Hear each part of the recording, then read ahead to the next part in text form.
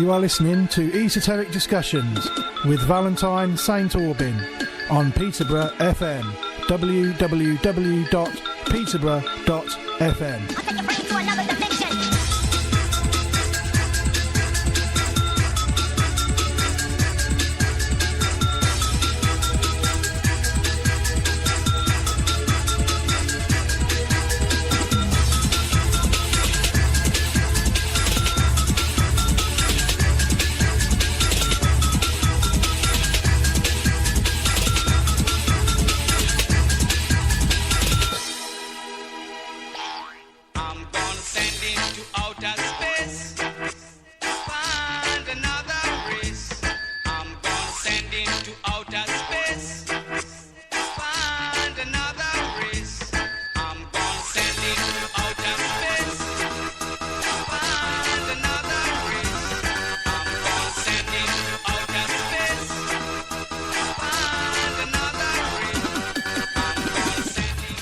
Hello and welcome to Esoteric Discussions with me, your host, Valentine St. Aubin, a show where we go deep down into the rabbit hole. You can catch me every other Wednesday evening from 9 here on Peterborough FM and online. If you want to learn more about me, please visit my website at valentinesaintaubin.co.uk. You can also listen to the archives of the show on my website and also on YouTube. So, hi, how are you guys this evening? It's the 13th of March, 2013, and I have a great show for you tonight. It's a busy one. We're going to be joined by Rich from Peterborough Peace. He's in the studio with me as I speak, and he's going to be talking about the organisation. It's a local group here in the Peterborough area.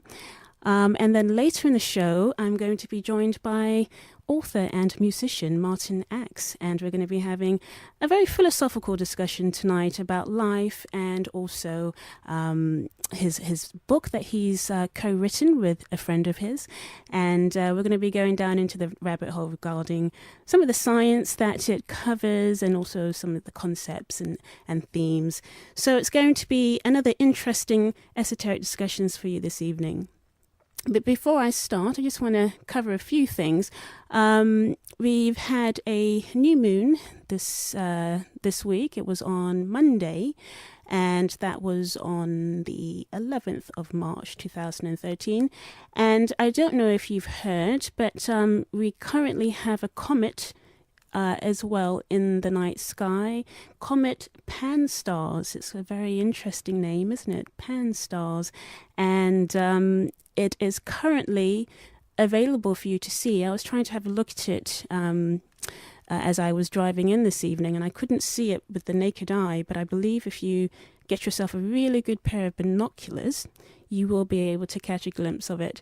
And I just wanted to get that in there because we've had some last-minute news about the Pope that's been just recently announced as taking over from the other Pope. And, well, if you know anything about superstition, they say when comets arrive, they tend to bring a message. And I just find it very interesting that the same week that the new Pope has been announced, this comet has appeared. And, of course, when the last Pope announced his resignation, the lightning struck St. Peter's Basilica. So there you go. One of those coincidences of life, or as they say, there are no coincidences. So if you want to join me this evening in the show, if you'd like to have your say with any of my guests, you can contact the studio at, you can send me an email at studio@peterborough.fm. Or you can also contact me using the Peterborough FM Facebook page as well, which I currently have up in front of me. So if you want to interact with any of the guests, please do send us a message. So let's get on with the show, as they say, and let me bring on Rich. I'm going to open up his mic. Hi there, how are you this evening?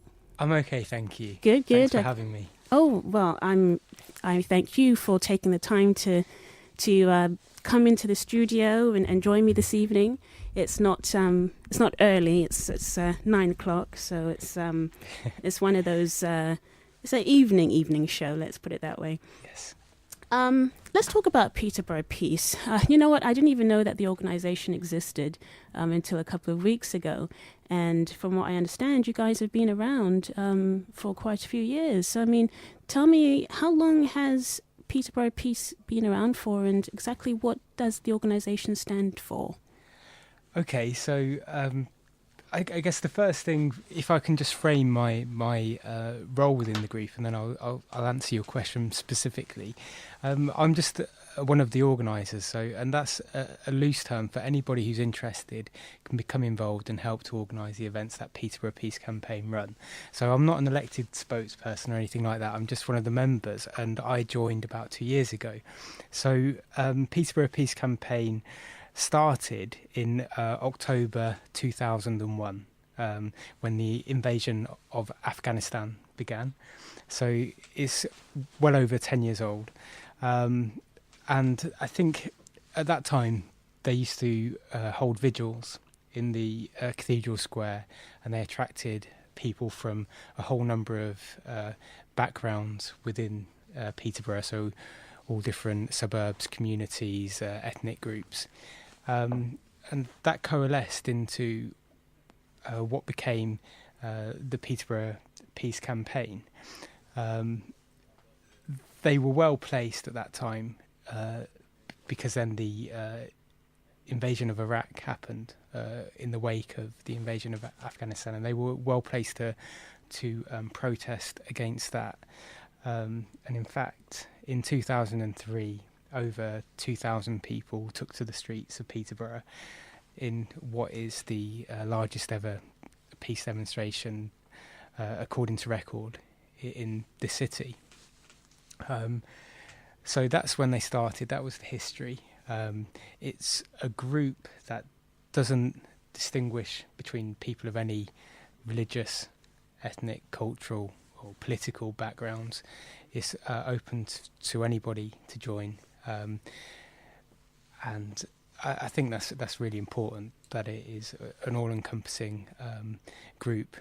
Really, the one thing that everybody agrees on is that peaceful resolutions to conflict are the most important thing to promote.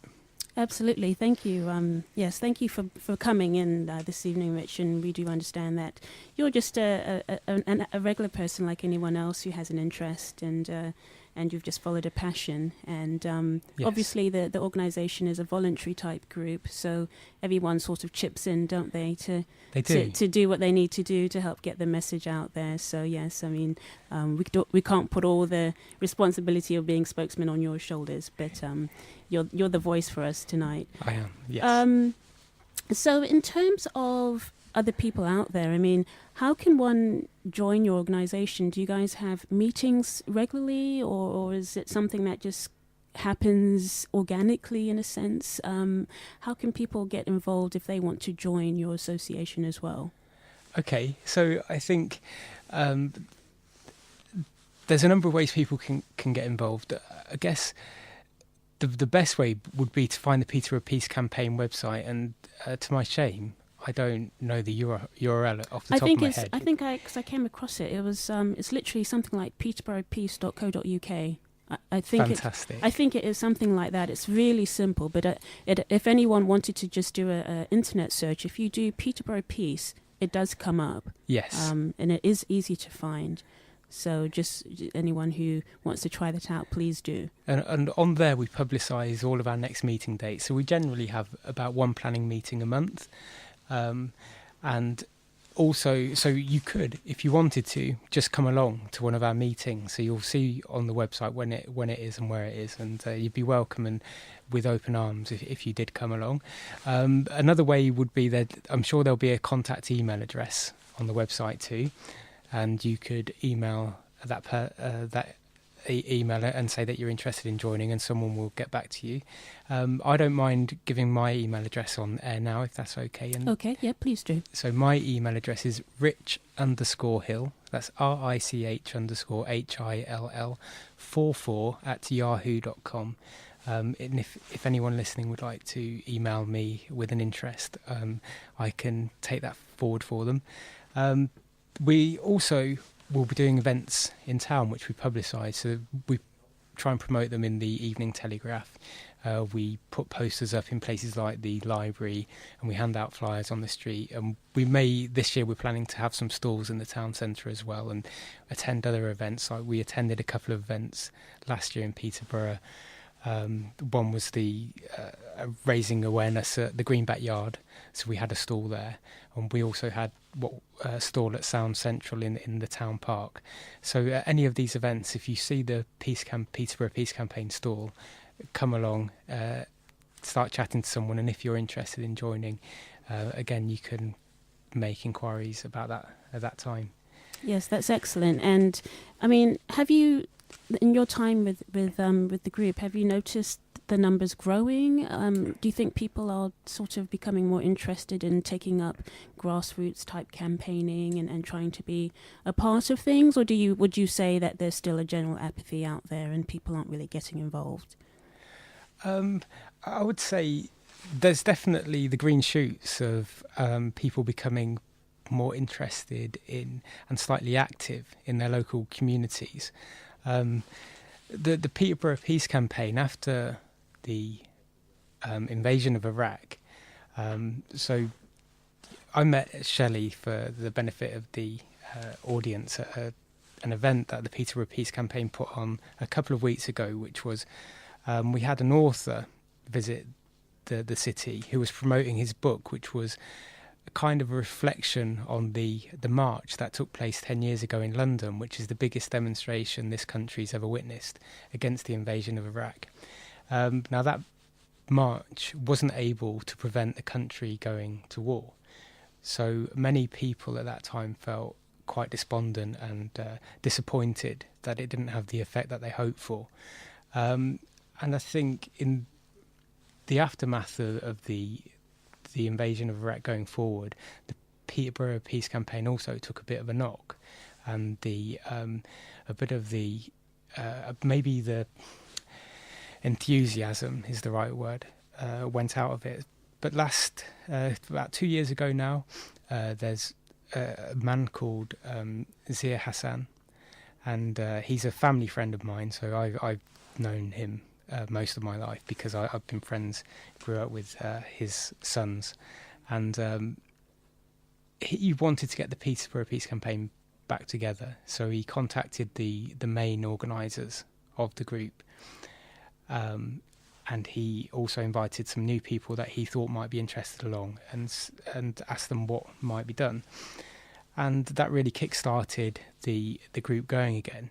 And what's happened since then is we've started to plan another event. So we've had a number of events, should I say. We've had prominent speakers from the peace movement come to the city. And each time we've held an event, somebody new has come to the group. And slowly but surely, we're growing in strength as a group. And as you described earlier, kind of the responsibility for organising and taking things forward is being shared by a larger and larger number of people. So it feels like there is a growing momentum within the group, and people are becoming more and more interested, and there's maybe a lot of latent interest that is untapped that we're starting to key into. And there's a number of other campaigning groups within Peterborough that seem to be thriving at the moment. So there's the Transition Peterborough group for one. There's the Save the Green Backyard campaign. Yeah, that's a very big campaign, isn't it? Because they're trying to save the green backyard. And that's the thing, isn't it, is that there's actually quite a number of, as you're saying, different groups in the area. And it's a matter of, first of all, number one, allowing these groups to have a voice. Yes. And that's where places like Peterborough FM are very important, because this Absolutely. is for the community. And it is important that we have a centre point where people can be heard. It's great that we have the groups and people putting the time and energy in to be there, go to the meetings and things. But to get the word out to the wider public, you need that support. You need the media support. So definitely make sure that you stay in touch here with the station and keep us abreast as to what's going on, because your work is very important to anyone listening. you know. Yes. And there's something also to be said about people in general, is that you said that the numbers may have dwindled after the march in 2000 with Iraq in 2001 or 2003, was it? Yes. Yeah. And this is what we have to remember, you know, we're all just people. And I think we have to get beyond this savior mentality and realize we save ourselves, you know, so it's down to us. And if you want to have a say, you need to go out of your way to have an opinion. Yes. And then take that step forward to express it. And you can't just be sitting back waiting for somebody to click their fingers and make it all wonderful. Yes, it doesn't work that way. And this is where grassroots movements are so important, because when we get that, that's how we get together, you know, and we can't be divided, because the powers that be, the elites that are running things, they thrive off dividing people. That's how they get us. And we have to remember that we have to come together as a unity and as a group with a purpose. And you have to have a purpose and a plan as well. We can't just be talking about pie in the sky. We have to have, you know, an agenda and steps towards what, you know, the aim that we're trying to achieve, you know. So we need people to do these types of things. They don't just get done by themselves, do they? May I add to what you just said? Of course. With the march in 2003, we talked about this kind of despondency and this disappointment. Yet, and I'll make it clear, I wasn't on the march myself, so I've come along afterwards. But I've spoken to lots of people who were, and I asked them the question, even if they've expressed disappointment, I asked them, do you regret going on the march? And every one of them says no.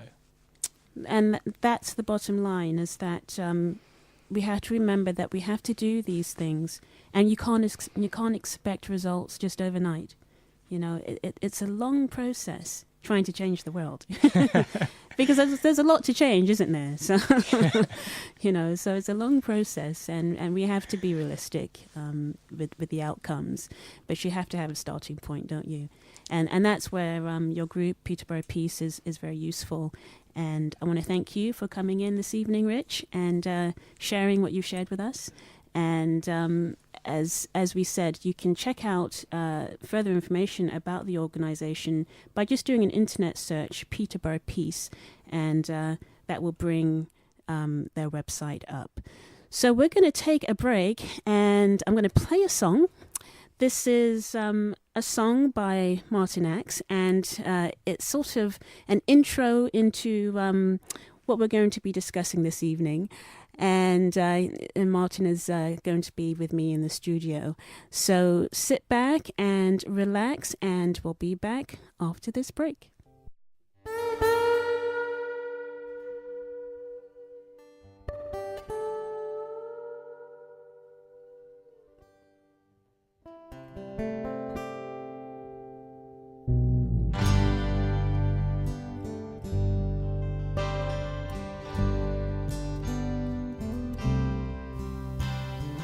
Young girls are dancing in a dark, crowded room. Boys are circling the hall. The courage of laggard hangs on their lips. Too drunk to care, too frightened to fail.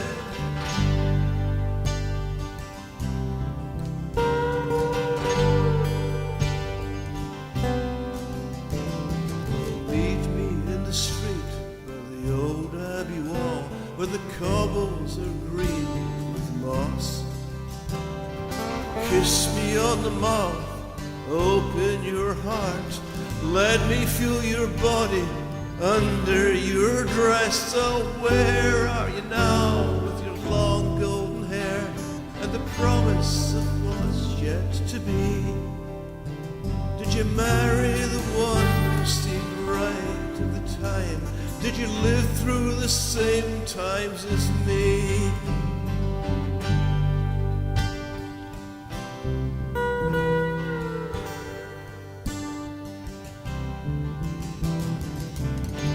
Monday morning I was back at school in a uniform that set me apart from the boys who would labor digging the coal, and the factory girls who made love in the dark.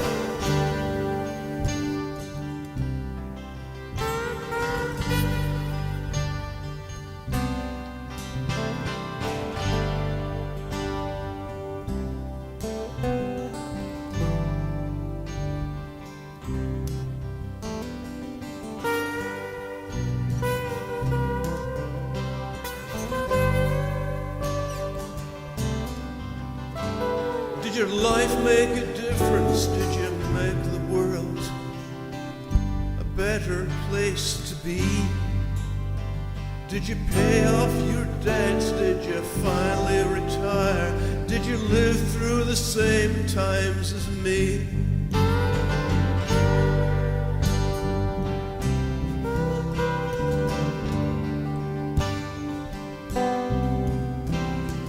Where are you now? Long golden hair and the promise of love in the cold. Your dress was so short, your body so warm, our breath hung like smoke in the October air.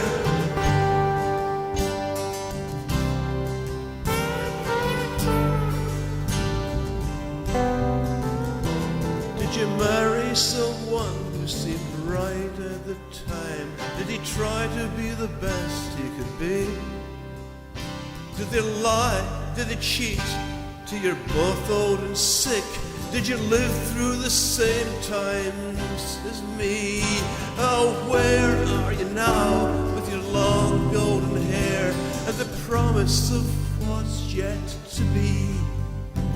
Do you tell your kids about when you were a girl? Did you live through the same times as me?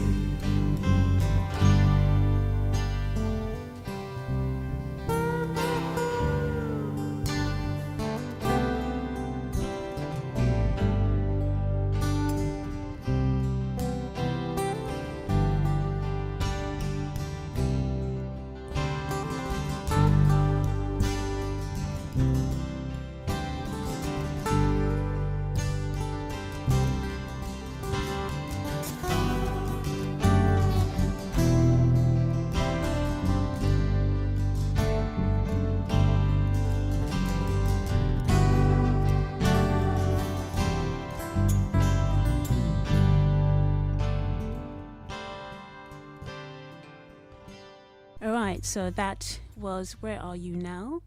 That's the name of the song, and it was sung and played by my guest who is in the studio with me this evening, Martin Axe. Welcome to the show. Hi, Valentine.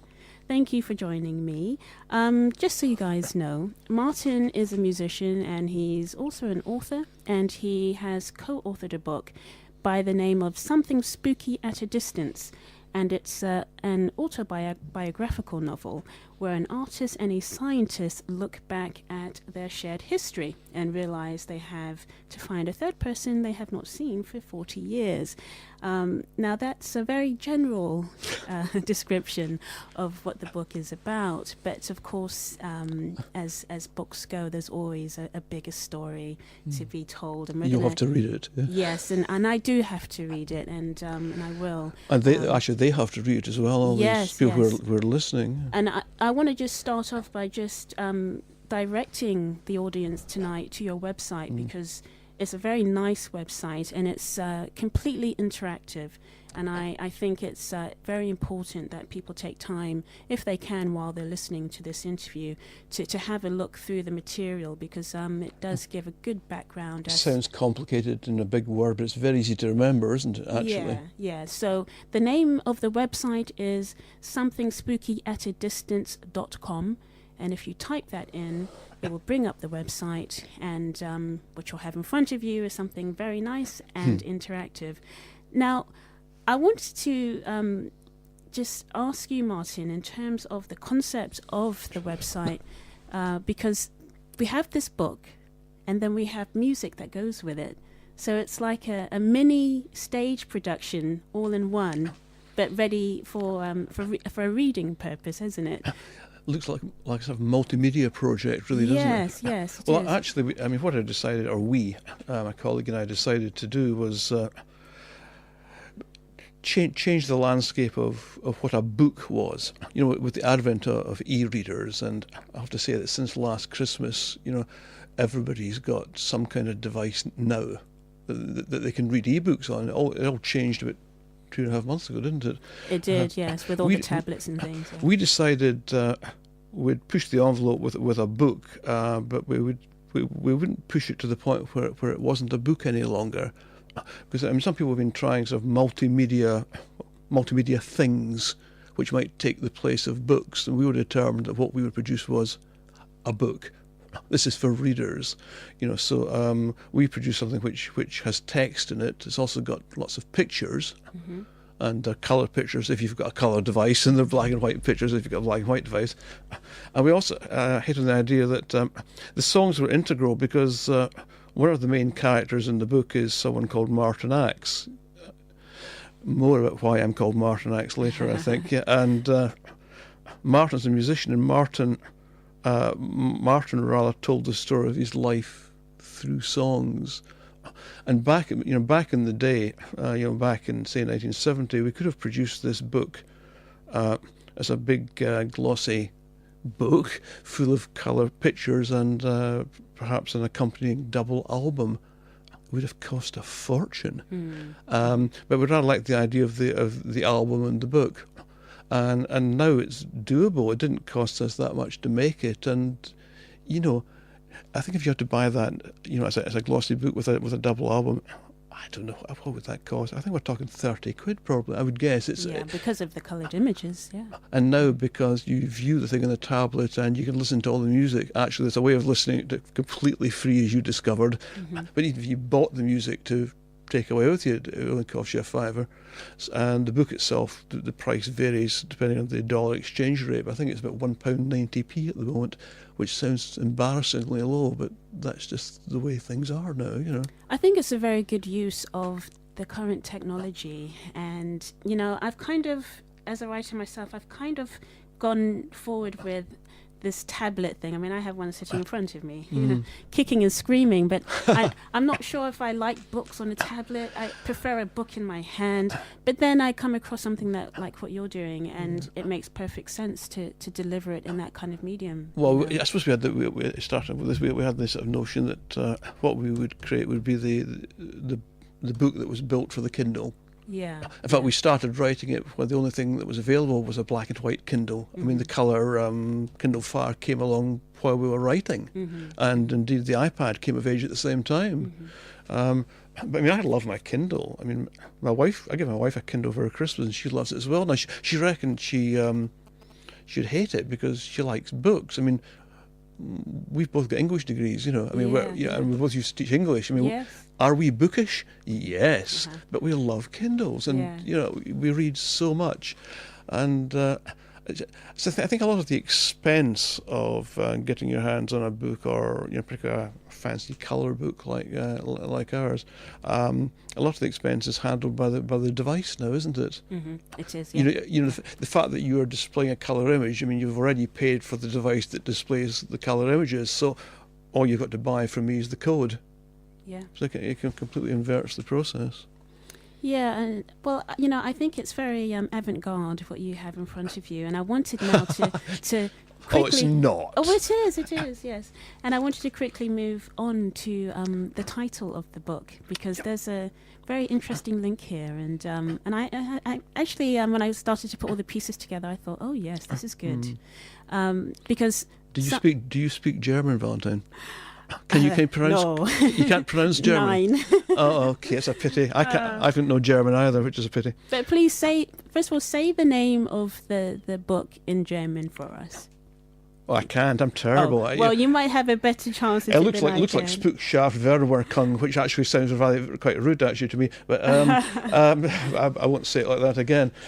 Albert Einstein famously described quantum entanglement as He literally, it translates perhaps more literally as spooky action to distance, and there are reasons why we've changed that slightly to something spooky to distance.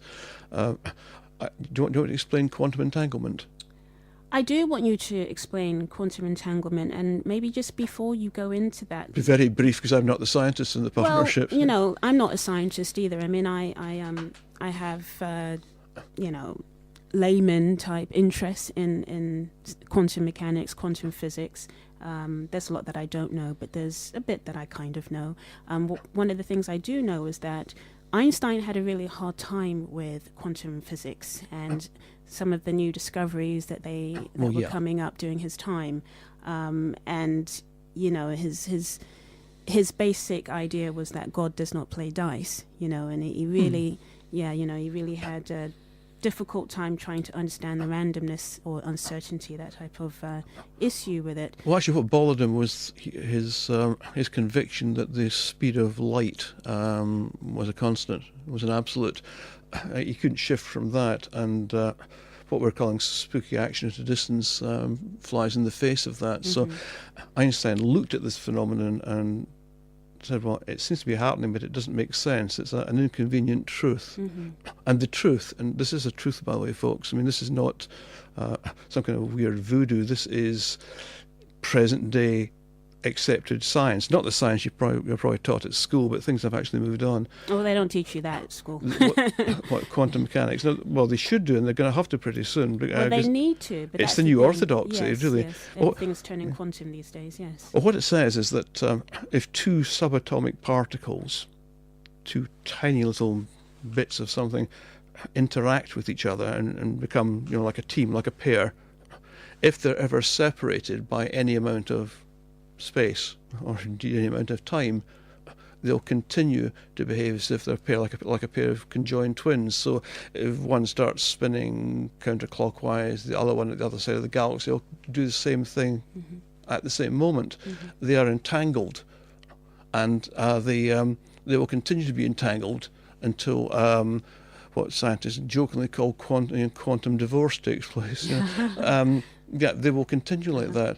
And I guess I suppose we better throw in our premise, which I think, Valentin, you have some sympathy with.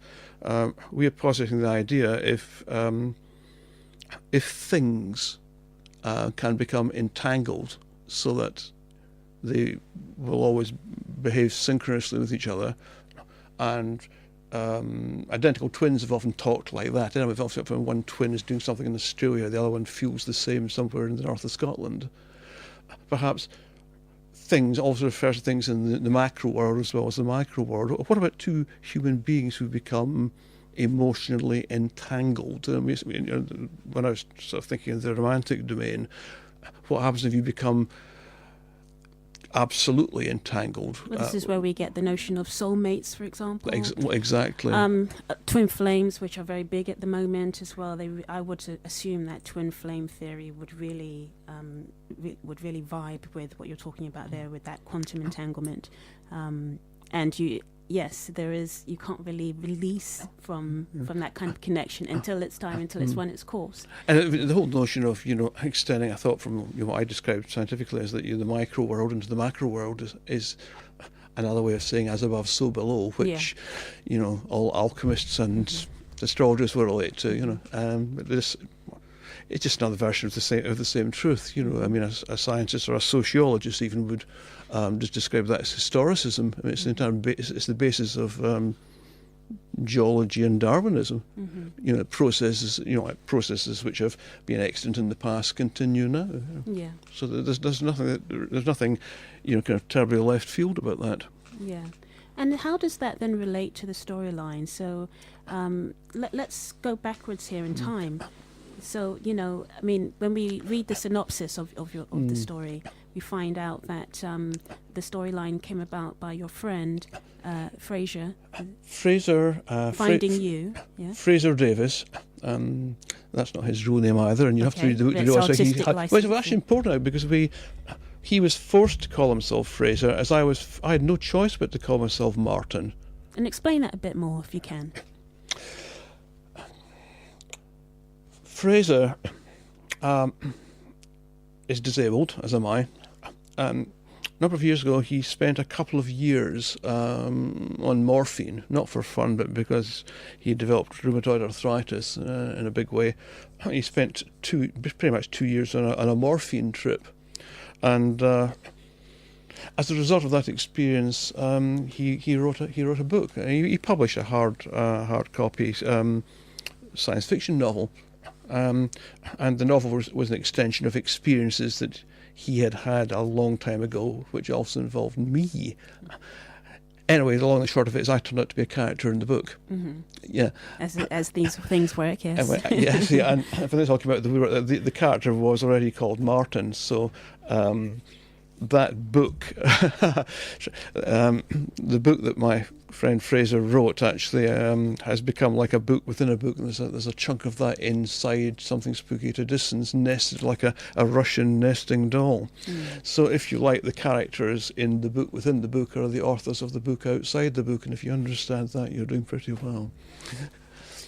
So the medium has become the message, really. The structure of the book says quite a lot about what the book's about. Yeah, I mean, this is the thing with books, is that, you know, you can sit down with a concept to write something, but then the story will create itself. This wrote itself because 2 years ago, I was watching television, and suddenly a woman appeared in television being interviewed on BBC, and I nearly fell off my seat because I recognised her. Let's say for the moment that I knew her very well 40 years ago. Now, at the same time, up in Scotland, Fraser was watching the television and saw the same broadcast. Now, Fraser had not been in touch with me either for 40 years because I had vanished overnight. Turns out I'd had a breakdown and forgotten who I was. Yes, it is a spectacular. Now, and I want to ask you a bit about that, because that in itself, I mean, again, you're talking about the Russian dolls. Yes, quite. I mean, stories within stories. I mean, yes. that's fascinating within itself. So you had this breakdown and you lost your memory of who you were? I seemed to have stumbled around Edinburgh in a state of confusion, not knowing quite who I was, what was going on. I completely lost contact with anybody I'd ever known before. Did that include family members as well? No. Well, I still knew who my parents were. Mm-hmm. I was never very close to them anyway. But I was very friendly with a girl who I met at that time. Well, actually, I still know her rather well and love her dearly, actually. I married her. Mm-hmm. But although I married my wife and I've lived pretty happily with her for all this time, it's a very strange experience because I realised after we'd been married about 7 or 8 years that I'd become somebody else. I'd actually become quite boring, so I'm sure my wife would tell you. I'd be a rather dull person who always liked to wear collars and ties and never wanted to go to parties. And heaven's sake, I was only in my late 20s. I didn't play guitar anymore. I didn't do anything interesting. But I found myself in the Falkland Islands the year after the war. I was part of Margaret Thatcher's infamous boatload of experts they sent down to sort the place out. Yup. I did have that prestige job. But anyway, I got down there and suddenly found I could play guitar again, found I was running a radio show in Port Stanley, and it was so uncharacteristic. And then one day somebody said to me, I didn't really like you, but when you perform as a musician, you become somebody else. And the penny rather dropped, no, that was me. That was the person I should have been. I'd been sort of living another life in many ways for the best part of a decade. But I found myself again. Mm-hmm. Nonetheless, there was a sort of black hole in my memory. I could never work out what had happened, how I'd gone from that old life with people I'd known then to the new life with a completely different set. I had no idea if it had taken a month or a week or a couple of days. I could never work out what had actually happened. And then Fraser found me. I just suddenly thought, he came across an old photograph of the two of us because we used to play guitar together. Yeah. And he found the photograph, which is on the website, and he Googled me with my real name, which I won't tell you just now, and the screen filled with references to me, because yes, I was quite successful as a musician down here, and he found me and sent me an email, and I sent him an email back, and the email was just, actually we ended up emailing twice a day for 2-3 days. We found each other, then we phoned, and we decided we would answer each other's questions by writing emails that got longer and longer. The book is actually, well, it's technically those emails. Yes, because you've got some of the emails on your website as well, haven't you? So Yeah, but people can read the book is that. Oh yeah, we tidied it up a bit for publication, but 95%, the chapters in the book which alternate between him and me are emails back and forward between each other. Yeah, the story literally told itself as we went along, which is quite spooky in the common sense of the word. Well, this is what I was just going to say, because in a sense, your friend was helping you to remember yourself, go back to the original source of yourself. And he actually said to me one day, halfway through the process, he said, I wonder where this story was going, and I'm realising now that it's about sorting out your problem, he says, and he says, I think I'm just the messenger.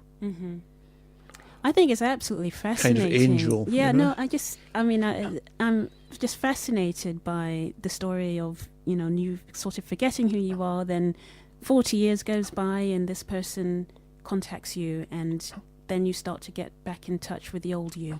And a lot of people are going to relate to this. I mean, I was going to say this because, there's been a lot of people that are getting ill at the moment. That's not a new thing. You haven't said what's wrong with me, have you? No, I haven't. But you can do. Well, you can tell the audience, but I was just going to say, generally speaking, a lot of people, and there seems to be a theme in people's lives. They get ill. I had it myself. I got very, very ill, deathly ill, where I was basically bedridden for a couple of years, and I had to literally change my whole life. And in a sense, I became a different person as well. So that's why I can relate to, maybe in a different way, but relate to you being a different person in a sense, And this is what I find fascinating, is that some of us have these journeys in life where so much goes on in our life, and we kind of have these moments where we have to escape and become a completely different version of ourselves to go to the next steps in our lives. We're all living so much longer. Rather than just suddenly dying when we're 58 or whatever, we get to an age where things start to go wrong, and we realise that these illnesses that we're getting are trying to tell us something. Absolutely. I better come out with it. I suffer from multiple sclerosis, which is quite common, to be honest. It is. It's alarmingly common. Yeah. And we worked out that my MS had actually started. And there's not much doubt about this, because doctors have been involved in this, some very senior doctors indeed, and we're as clear as we can be that my MS started back in 1973, probably a virus, but working in the environment of a profound emotional trauma. The breakup of a relationship, in fact, a very profound relationship, and my colleague, I keep forgetting to call him Fraser, what's his pseudonym? Fraser Davis and myself decided to, we had to work out what had actually happened, in a way in the hope that perhaps we found out what had actually happened to me, we could put things right. And because Fraser is a scientist and absolutely doesn't do spooky in the kind of common sense, he was brought up in the church and still has strong views about the existence of God, but as a scientific necessity, in fact. But he's not a card-carrying church member, and definitely doesn't do tarot cards or stargazing. Absolutely pragmatic guy. We investigated, he kept me on track, we investigated so many things with the target of finding out what had happened to me. We've found ourselves writing a story which you could say was a love story, because the tragic rupture of a first love has started all of this. But we found ourselves tracking through so many subjects en route, which in a way is probably why we're having this chat tonight. And I'm looking at my sort of list of notes I prepared for our discussion. Yeah, I mean, we discovered quantum entanglement. We looked at dream theory, the notion of parallel universe, noetic science, string theory, for goodness sake. And fundamentally, we ended up with a kind of brick wall when we stumbled across homeopathy. And although there are people who are trying to maintain that homeopathy does actually have a scientific basis, all rooted in the peculiar properties of water. Interesting side to this is I actually tried to phone a guy at the forefront of homeopathic research who is trying to claim that the peculiar properties of water explain everything, and his response to me on the phone was, "Who put me on to you?" And then he refused to talk any further. So it's a bit strange. He's kind of paranoid nutter, perhaps, a charlatan. I don't know. Yeah. But we after a long journey through all kinds of esoteric and scientific areas, we ran up against homeopathy. And we concluded that homeopathy basically was witchcraft. But that doesn't denigrate it, because it seemed to suggest to us that the important part of any kind of healing process, healing involved a kind of trinity of the healer, the sick person, and the whatever it was that joined them up. The healer was an active healing agent, which curiously is not out of line with what Hippocrates said, father of medicine. And then just to finish this diatribe, when we ran up against homeopathy as the end of our route, we stopped short and realised that the third person that we were tracking down, who we hadn't seen for 40 years, who had perhaps caused all of this, was one of the most senior homeopathic practitioners in the UK. Now that's it. We need to just take a quick... I'm not going to give any names, but... we need to take a quick break, but that's an interesting point just to take a break on and let people just digest that for a minute. We're going to take a quick break, Martin, and then we'll be back to go into the storyline just a little bit more and give a further taste for the book.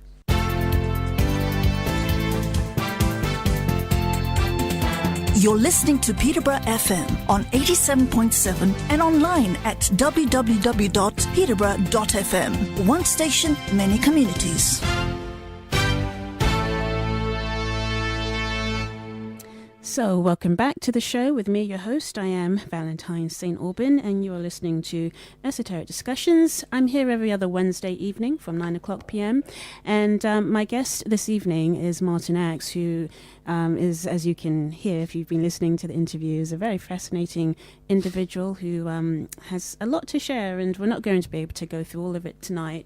It's more of a taster, and I would very much like to get yourself and your friend together and maybe a follow-up interview, get you both talking, because I'm interested to hear his side of things as well, because he's really, as you were saying... I think that would be a set that I'd really would like to do that. Yeah, because he's really into the science and things, and as you say, he doesn't do the other, he's a pragmatic type person, and that's perfectly fine, and I think there's nothing wrong with using rational thought or being pragmatic, but also having an open mind, and I think that's where we get confused. There's a fantastic quote, isn't there? Carl Sagan. Yes. Yeah, the SETI chap. It's essential to keep an open mind, he said, but just not so open that your brains fall out. Well, he's a very interesting character because, he wrote the book Contact, and that was made into a movie, which I really enjoyed the movie. And I've always said that Carl knew a lot more than what he was willing to say on the record. Yeah. He did. And this is where we go wrong with science, because, there's so much more out there to discuss, where we're going with science at the moment is actually quite interesting, because it's becoming a lot more human. consciousness ideas are being introduced in. Well, all the great thinkers have pretty much said the same thing, that you have to apply science and an artistic perspective at the same time. Whether you only going to see half the picture. I mean, Einstein said that. Yeah, and Einstein had his belief system. Edgar Mitchell, exactly as well. And have you come across Edgar Mitchell? I know, yes, Yeah. I've come across him. Yeah, he's very interesting. Because there's a new movie that's coming out by Dr. Stephen Greer called Sirius, which is about disclosure and things like that. That's coming out, I think, imminently. I don't think it's out just yet, but it's coming out. And I know he's done a lot of work with Mitchell, to try to uncover this. The cover-up that's been going on. We couldn't have written this book without Edgar Mitchell. Yeah. I mean, he just appeared at the right time. Yeah, that's what I'm trying to say. But that's the thing with all of these things, is that, and I don't know how you feel. How do you feel about synchronicity? Do you believe that things just happen randomly, or do you believe that you've had a life journey? Do you believe that things have their time and place? I mean, free will or determinism. You can call it that. Yeah, I know. It's that debate, isn't it? I mean, there's a bit of me that says that even if we don't have free will, we've just got to behave as if we do, because otherwise there's no point in doing anything. There's that simplistic thing.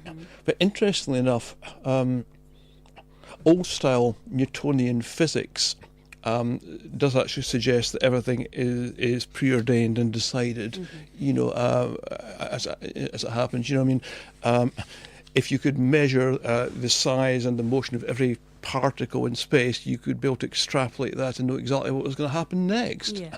Quantum physics, on the other hand, is founded on probability rather than certainty. So I'm going with the quantum physicists, because that offers me the hope that decisions I make actually do have some kind of effect. What if it was a mixture of both? Is that possible? Anything's possible. Yeah. Well, you see, I'm of the mind that it's a bit of a mixture of both. There is an underlying root, and this is why when people like yourself, when you get these stories, or like in my own life or other people's lives, you meet people and you don't actually see the interconnectedness until maybe years later, and then you start to see the picture unfold in front of you. Oh yeah, fair enough. Yeah. So that shows to me that there's some kind of plan there. But then it's up to you to take the steps and find the pieces, the missing pieces, and go on the life journey. There's a plan. Yeah, I mean, we certainly don't have time to debate free will and determinism just now. I'm quite happy. I'm quite happy to do that. That we can, I'm quite happy to do that. Discuss with. I mean, really, we're getting close to time. Really, I mean, I mean, I really think it'd be great if Fraser and I can sort of, rather get him down on a train, or we can put him on Skype. Well, we can get him on Skype. Do it either way. So to talk in more depth about some of these issues, but for people who want to just jump in and see what's there, I'd be delighted if people would do that and feed. Can they feedback through your program? They can. They can send. They can contact me through the website, but I mean, if they contact you, it'll be fine. Yeah, you can contact the studio. You can send an email for my attention, Valentine, studio@peterborough.fm, or you can actually just email directly, valentine@valentinesaintalban.co.uk, and also you can contact Martin directly as well. Sure, through the website, easy enough. If anyone wanted to. I mean, this has been a chaotic dabble. We've not even touched the politics and why I want all the baby boomers to sort of take up arms. But we'll come to that. I had something for that, but we'll leave that for another time. Indeed. We are running out of time. Do you want to play it with another beautifully sung song? I do. Yes. This one was called Ithaca. This is Ithaca. Yes? Would you like to give us a bit of a background to the song? Well, when Odysseus comes back from the Trojan War, now if you haven't read Homer but you've only seen the movie, it's the Sean Bean character. When he comes back from the Trojan War back to his wife Penelope after 10 years' absence, he realises that he's just gone back home. He's gone back to where he started out from in the first place. But at last he understands it. How like life. The song's called Ithaca. All right. Well, thank you so much for joining me this evening, Martin. And it went so quickly. I do apologise, but all the way it's supposed to be. That's how it's supposed to be. And we're definitely going to have you back. I'll be back. Yep. And next time you won't be alone. You'll be with your friend Fraser, who might be listening. And I say hello. I'm sure he is. So if you're listening, hello, Fraser. So that's it, guys. Another edition of Esoteric Discussions. Coming up after this show is the flip side, giving you some wonderful reggae tunes. But to close out the show tonight, here is the song Ithaca. I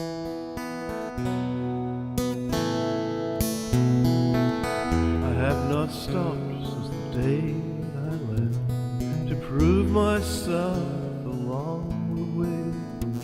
All the devils are gone, but I won't be coming home till I see your face again.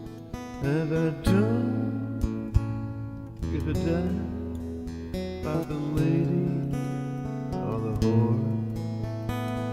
Don't give a damn about where you're coming from. I've had my fill of traveling. I'm standing at your door. Open up, let me in. I know you'll recognize me by the pattern of my hand, though I'm crippled by the years and that wound that never heals. I follow the star that never leaves the sky. The harbor lights of Ithaca draw near, and I don't give a damn about the lady or the whore. Don't give a damn about where you're coming from. I've had my fill of traveling. I'm standing at your door. Open up, let me in. Cast adrift to find my own way, blown by the mercy of the wind.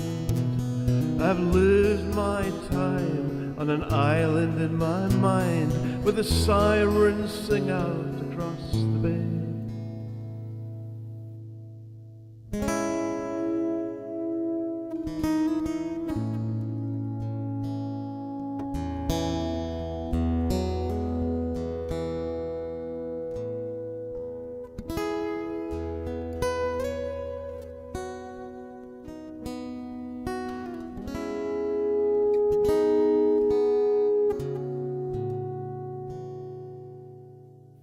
An old man bent with travel, oh, this hungry heart, this grey spirit yearning, desire. Death will defeat him, but that's 20 years away. The harbour lights of Ithaca draw near, and I don't give a damn about the lady or the whore. Don't give a damn about where you're coming from. I've had my fill of traveling. I'm standing at your door. Open up.